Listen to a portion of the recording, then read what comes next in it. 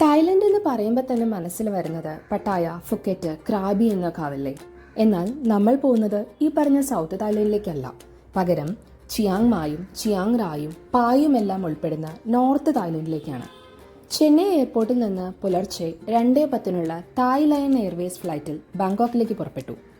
Thailand സമയം 7 മണിയോടുകൂടി DMK എയർപോർട്ടിലെത്തി. അവിടുന്ന് തന്നെ സിമ്മും വാങ്ങി. ഒരാഴ്ചത്തെ പ്ലാനിന് 1000 രൂപയായി.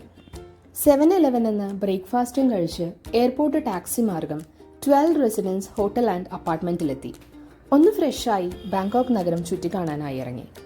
ആദ്യത്തെ പണി കറൻസി എക്സ്ചേഞ്ച് ആണ്. സൂപ്പർ റിച്ച്, സിയാം, വാസു ഇത് മൂന്നുമാണ് ഇവിടുത്തെ നല്ല ഓപ്ഷൻസ്.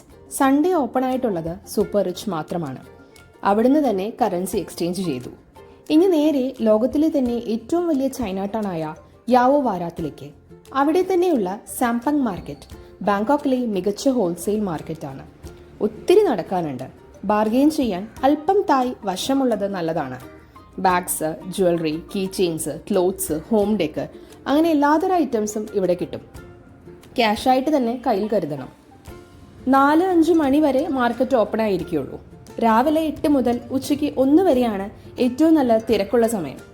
അല്ലറ ചില്ലറ ഷോപ്പിംഗ് കഴിഞ്ഞിറങ്ങുമ്പോൾ 2 മണിയായിരുന്നു. ചൈന ടൗണിൽ തന്നെ നല്ല റേറ്റിംഗ് ഉള്ള ഹാഗവ് റെസ്റ്റോറൻറ്റിൽ കയറി ലഞ്ച് അകത്താക്കി. ഇവിടുന്ന് ഒരു 300 മീറ്റർ നടന്നാൽ രാജ്ടാമോങ് പിയർ അഥവാ ജെട്ടിയിലെത്താം. അവിടുന്ന് 30:10 ഐക്കോൺസിയാം പിയറിൽ എത്തിച്ചേരാം. ഉച്ചതിരിഞ്ഞുള്ള നേരം നല്ല ട്രാഫിക് ആയിരിക്കും. അതുകൊണ്ട് കാവോ ഫ്രയ നദിയിലൂടെയുള്ള കാഴ്ചകൾ കണ്ട് ബോട്ട് മാർഗം പോകുന്നതാണ് സമയവും പൈസയും ലാഭിക്കാൻ ബെസ്റ്റ്. ഇനി ബാക്കി വിശേഷങ്ങളുമായി അടുത്ത വീഡിയോയിൽ.